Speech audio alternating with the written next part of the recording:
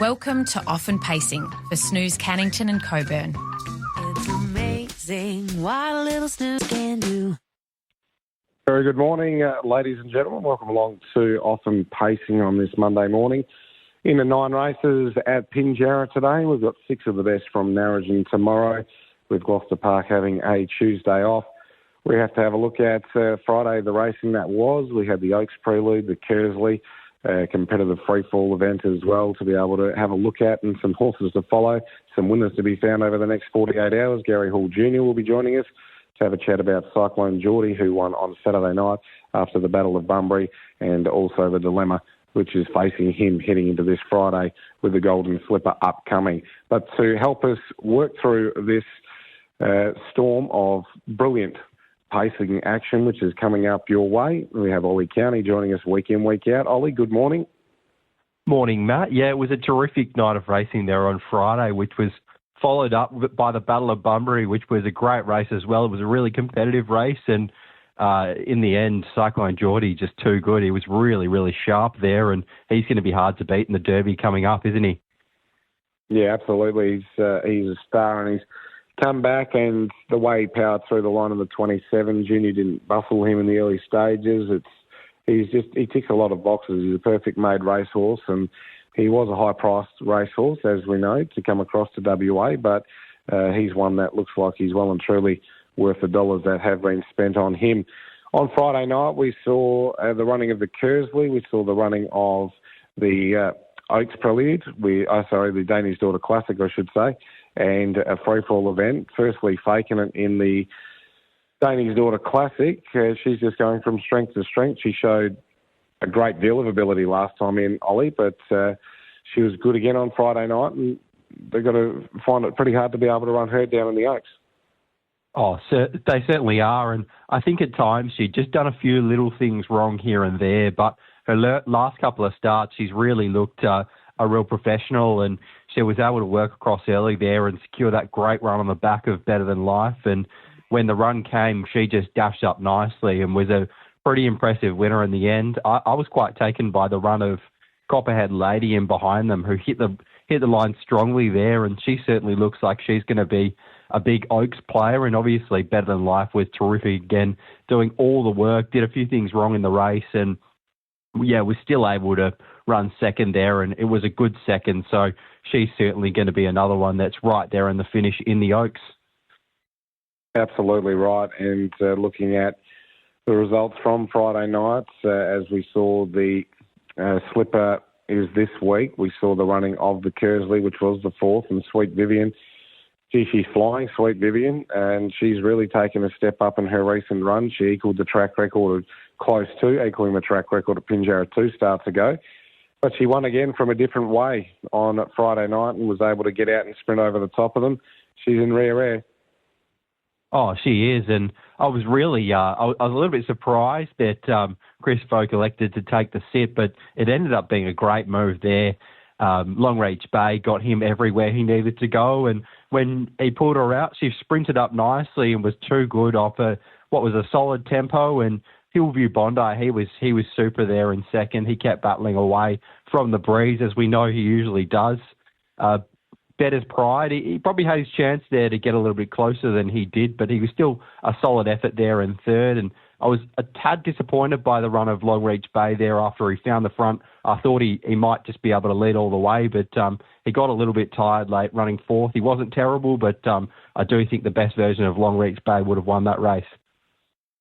Yeah, fair call going into that as well. Having a look at the free-for-all, Mr. Smarty, he was impressive. He was able to work to the top, and from there they were never beating him, but it was just good to see him back into the winners list. Yeah, it was, and it was also good to see the run of Captain Ravishing. I thought he was quite good there first up. The trial was a little bit so-so, but he was much better there on Friday night. 35.6 lead time. That's pretty fast even for these horses, and he was able to zip across, take the sit on Mr. Smarty, and after that, he looked to be bolting on the corner and maybe just got a little bit tired late, but yeah, Mr. Smarty, really impressive. Dominant winner there on Friday, and he really looks to be progressing nicely towards the WA Cup. Yeah, absolutely right. And let's have a look at the horses to follow. Firstly, we'll back over what we saw last week. Your horses to follow. We had Final Collect, who we haven't seen. Overly excited we haven't seen an Elder Tribute. Just couldn't get into it from the draw on Friday. Yeah, he was out wide in the track, and he just doesn't seem to be really well suited running that sort of way. I think he just really does need to be a bit closer to the rails, potentially in the breeze or just being tucked in behind them. But I do think he was a solid effort there on Friday. He was beaten 9 metres, but he was 3 wide when they were sprinting up, and they've gone 153 for the 2500, which is pretty slick going, and 27.7 down the back when he was 3 wide. So I think battling away to be beaten 9 metres is certainly no huge knock there, and we can continue following that horse. And my 3 that I haven't seen them race since, I'm Lightning Banner, Wake Up Jeff and Lion Queen. So who do we add to the black book after Friday's action? I've got one out of the first race, and that was Fly to the Finish. I thought this horse was in a little bit of trouble when he landed in the breeze, and he was only able to run 4th in the end, but it was a really good 4th. He was only beaten 2.1 metres, and they ran a really fast middle half, 28.3, 28.3. For this type of grade, that's flying for the 40 to 60 grade, and to battle away that well and not be beaten far behind Tri-Royal Brigade, who got that really soft run off the speed. I thought it was a great run, and if Fly to the Finish is able to find the lead in a race very soon, I certainly think he's going to be hard to catch.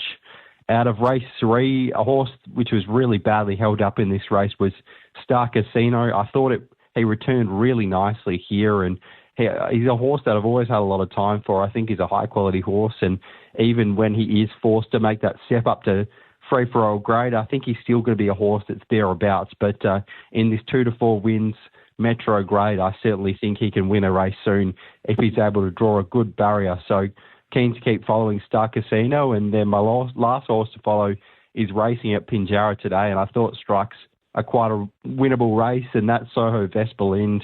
I thought she was terrific there on Friday night. She was shuffled a couple of pairs back. If she was 1-1, I think she would have won the race, but she ended up 1-2, and she was forced quite wide on the home turn, and she really zoomed late and was running down Grand Coteau, who's quite a nice horse as well, and they got home 28.3. So I thought there was plenty to take out of that run, and she's certainly going to be hard to beat in her race today. So keen to keep following her as well. So my 3 to follow were race 1, Fly to the Finish, race 3, Star Casino, and race 9, Soho Vespalind. What were your horses to follow out of Friday, Matt? I've got Marshane Said firstly. Marshane Said's a horse that I've been watching closely for the last 4 runs, and think he's ready to win a race. He was a good effort on Friday night in that first event and wasn't beaten far. Came from back in the field and actually gave the card up for Tri-Royal Brigade. He didn't pull off of his back until late, so thought he was really good, and I think his prior form had been good, so I'm happy to put him into the horses to follow. Like the way that Better Arcade hit the line. I've liked every run from Better Arcade this preparation, and I just thought he raced with good zest through the line. I think there'll be a race for him very soon. And I thought Vanderbilt was outstanding after being caught 3 wide early, back to last, ducked and weaved, and just like the way that he powered through the line. I think there's going to be a race for him very soon. He's just run into a couple of races where he hasn't been able to get into that dominating position. He's also trying to tighten up on fitness. I think he'll be ready to rock and roll in his next run. So Vanderbilt goes into the mix as well. Marshane Said, Better Arcade and Vanderbilt. 9 races today at Pinjarra. Where do we find your bets, your 3 bets for Pinjarra today, Ollie?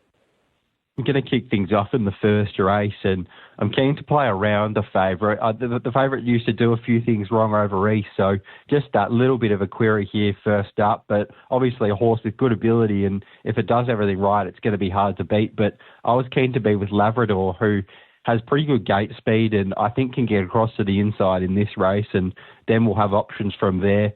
Has been racing particularly well recently and was a good second at this track and trip 2 starts ago. So that looks pretty good form behind Dream Big Aim High, and I think just getting that great run potentially out in front or on the leader's back, certainly going to get every chance in this race. And if the favourite does everything right, we might be running for the placings, but certainly still some value there. So that's my first for today at Pinjarra. And then in race 6, Ideal Interest, I think is racing particularly well at the moment. think this horse finds a really winnable race, was really impressive there on return at this track and was able to score from a back row draw, which he's faced by again in this race. And then last start, he was good again in pretty good time over the mile. So I think this race looks a touch easier than those two races, should get a good run off the speed and then can potentially just run over the top here. I think he's racing well enough to take out this race. And the third for me at Pinjarra today was in race 9. Was really taken by the run of Major Typhoon last start, who was a dominant winner, was able to find the front there, led all the way and dashed home a really sharp last quarter there at Northam and was too good for them. So I think can potentially work forward at the start here.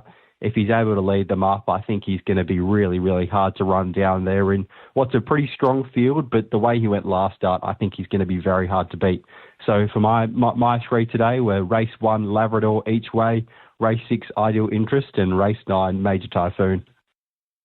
Okay, well, I've got starting off race 3, and with the scratching of the Jewel in Her Eye, gaining a start is Better Than Secret, who I thought was really good last start when leading in 154 and change, was only grabbed in the last few strides. Prior to that was incredibly unlucky. And I just think if you can lead and go 154 and change and only just be beaten, well, she should be able to boot through lead here. She's very fast. The lightning lap looks to suit, and I thought Better Than Secret, leading or sitting, I thought she would win this race. So I was very keen on her today. Better Than Secret, race 3, number 2. Going to race 6, number 10, one that you outlined in Ideal Interest. I just think he's come back really well, and I just feel like he's got a distinct edge in this race. I must say, with the scratchings of Joe with the Flow coming out, I'm a little bit concerned because I think Alpha Prince can lead and run a really good race, but I do think Ideal Interest is on the way up, and I think he's going to win plenty of races, and this is going to be another one today. So race 6, number 10, Ideal Interest, and race 8, number 11, Sweet Duncan. I was very keen on Sweet Duncan to be able to get the job done. Loved his first up run. Think he'll bounce off that well. I think there's enough in the race to suggest there's going to be a little bit happening in the early stages.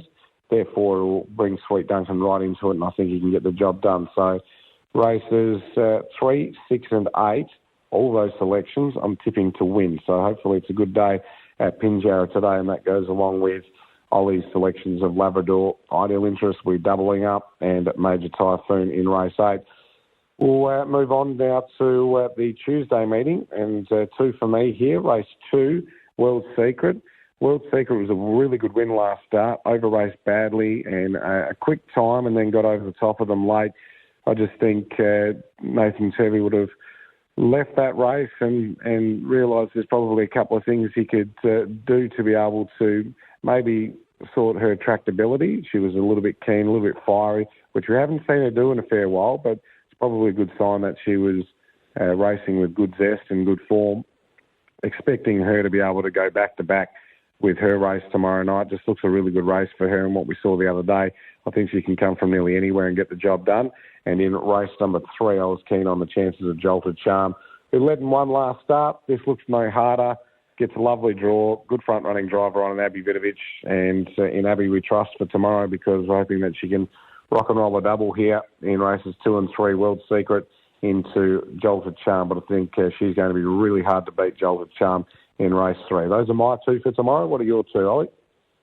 In race 3, I totally agree with you here, Matt. I thought Jolted Charm was right back to her best form last start, leading all the way. She travelled nicely throughout and never really looked like losing. So around Narrogin, I think she's going to be pretty hard to beat there tomorrow night. And then in race 5, I've gone with another Nathan Turvey trained runner in Travel Ban. I think this horse is going to get a really good run behind the potential leader in Lady Camel, who generally likes to roll along in her races. And if the gaps come, I think Travel Ban can be running over the top there. So we're just hoping for a little bit of luck, but if the luck comes, I think Travel Ban can be pretty hard to hold out late. So my 2 tomorrow night are race 3, Jolted Charm with you as well, and race 5, Travel Ban for me.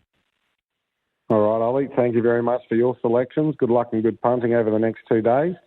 Golden Slipper on Friday night, and we'll have a chat to you again next Monday. Thanks, Matt. Looking forward to it. There we have Oli County joining us here on Often Pacing. We'll take a short break. Gary Hall Jnr. to join us the other side. You are listening to Often Pacing for Lane Tomich's Snooze in Cannington and Coburn. Amazing what a little snooze can do. At Retrovision, you'll find all the electrical stuff you love. But the love doesn't stop there. Because at Retrovision, we do more for you. Our lowest price guarantee gives you complete peace of mind. Find a better price after you shop at Retrovision? Don't worry. With our 60-day price promise, we'll refund you 120% of the difference. And RAC members, you save an extra 5% every single day. So for all the electrical stuff you love, shop online and in-store at Retrovision. You are listening to Often Pacing for Lane Tomich's Snooze in Cannington and Coburn. Amazing what a little snooze can do. Welcome back to Often Pacing. Gary Hall Jr. joins us. He goes into today's meeting with a couple of key chances and heads towards the Golden Slipper with some great chances and no doubt a few sleepless nights up ahead with the barrier draw for the Golden Slipper. Will definitely tell a tale heading into Friday night. Junior, good morning. Morning, Matthew. I'm Stealthy in race number 2. Is he going for the Monday to Friday backup? Is that the plan with him after today's race? Possibly, yeah. I guess depends what happens today. But, I think that would be on the cards. You're confident that he should be able to bounce back into the winners list after a good third doing the work outside of the very talented D-Mac? Yeah, I think he should. He was pretty good that night, and it looks a pretty winnable race for him. He seemed to get around Pinjarra pretty well as first up as well, so I didn't think he could have been much more impressive first up, and there was still a lot to like about his second up run. Yeah, absolutely. And having a look at Friday's potential drives for you, and you look at Ideal Beach, I'm Stealthy, and D-Mac. What's the thoughts going through your head at this stage? We know that over the past few weeks you've had to have a big think about it. Have you reached a resolution yet? No, I've looked at avenues to try and legalise cloning. But no, I don't know. It's a tough one, but it's. I don't like just saying I'll wait for the draw. I'm probably going to have to in this instance, but it's not really fair on everyone else. But I think to pick this far out or before the draw is probably unfair on me as well, to be honest. So yeah, I just don't know how to go about it. But cross that bridge when we come to it. Yep, fair enough. And it's a good and bad situation to be in, but we'll wait for the barrier draw tomorrow afternoon. Race number 4, you drive a Cara Navajo, who's won 3 of her last 4. You drove her to victory last start. Can she overcome a back row draw here? Are you coming with a bit of confidence that she'll run well?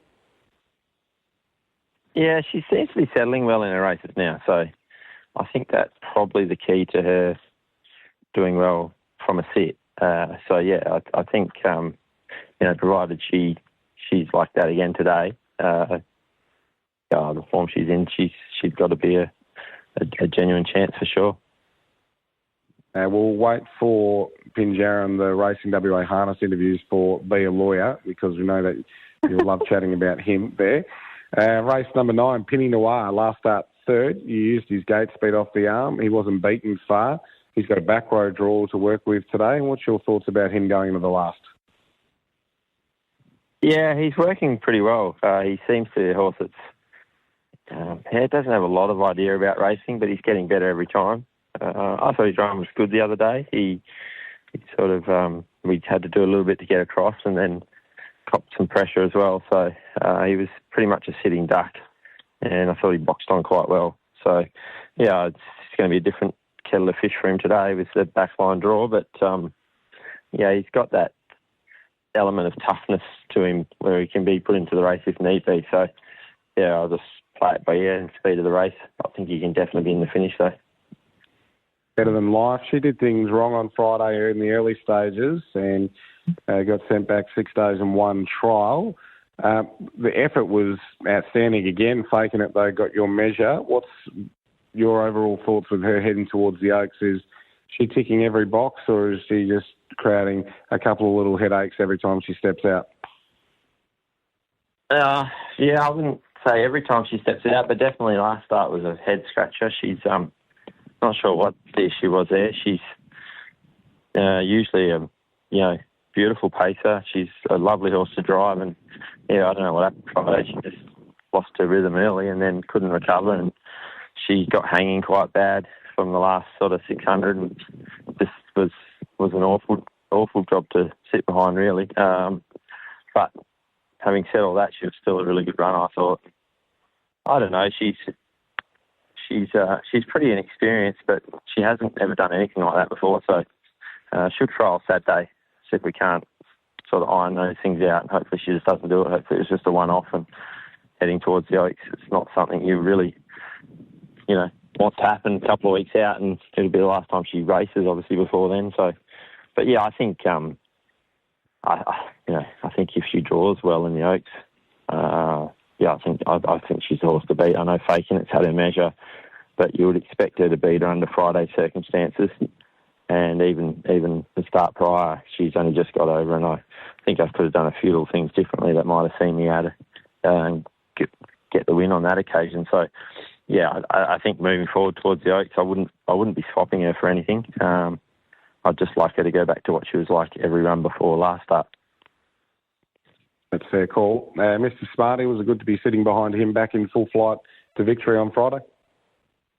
Yeah, it was. He went out in the warm-up and he was even putting him in the cart in the stall. He'd been waiting a long time. He'd been there an hour before the first, obviously, and things like that. So he was he was half asleep, it felt like. So, I woke him up a little bit in the warm-up just to make sure he was okay more than anything. And then when we got up to the gate, he really wanted to charge out. So I thought, I didn't want him having a tough run. When he was that keen on the gate, I thought, the easiest way is probably to use his energy early and try and get a soft trip after that, which worked out pretty well. So, yeah, you'd expect him to do that in that field, but, it's always nice to see them do that after they've had a first up defeat. Cyclone Geordie and Chase Me resumed on Saturday in the Battle of Bunbury. Cyclone Geordie, he didn't bustle him in the early stages, made the mid-race smooth, and he really powered through the line, that 27 last section. He looked very impressive and looked sharp in his return. And Chase Me was beaten 14.9 metres behind you, but came from well back and looked like you would have been thrilled with his performance too. What was the takeaway from the 2 3-year-olds on Saturday? Yeah, Geordie was he was a little keen up to the gate. And we already know he's got blistering gate speed if we need be. So, yeah, I just elected to get him to sort of settle off the gate first and drop the bit and then take it from there. But he was super impressive. I sort of had a pretty good hold of him until we turned for home. So that, last 200 metres of that last quarter would have been pretty slippery, I think. And, yeah, it was nice to see him extend out like that. He's been working up with Smarty, though, all the way along. So, he did what probably most people would have expected him to do. But yeah, it's always good when they come back from a break to see it again. So probably sort of forgot a little bit how good he was to sit behind. He's probably one of the nicest horses to drive I've ever sat behind, Cyclone Geordie. So, and not just because he's so good, just because of the way he does everything and the way he goes about it. So yeah, it's exciting to have him back. I pulled up, looked over at Stewie and expected him to talk about Geordie, and all he wanted to talk about was how good Chase Me went. So he was obviously pretty happy with him. He said he's come back super and he felt awesome, and he was full of praise for his run. So that was exciting as well. And he's a horse that he obviously come over with big raps and a great record, but he wasn't handling the conditions all that well. And that's our way of going. But I think he's slowly learning. He's definitely been better at home. So that's good to see. And so just naming some of those horses that we've mentioned in the last 10 minutes, it's a pretty exciting lineup that you've got to drive going forward. But something that you've also got to look forward to within a month is the World Driving Championship. You're representing Australia, which no doubt is an incredible feeling for yourself to be representing your country in New Zealand. But it's got to be an exciting concept that you're looking forward to being able to take on some of the world's best drivers?